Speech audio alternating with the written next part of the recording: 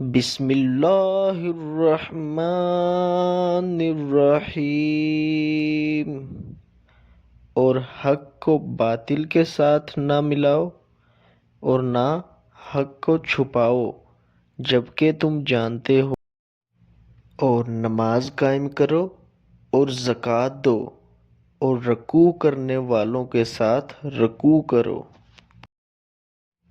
کیا تم لوگوں کو نیکی کا حکم دیتے ہو اور اپنے آپ کو بھول جاتے ہو، حالانکہ تم کتاب پڑھتے ہو؟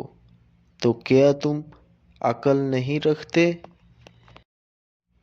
اور صبر اور نماز سے مدد طلب کرو، اور بے شک یہ نماز مشکل ہے مگر عاجزی کرنے والوں پر نہیں۔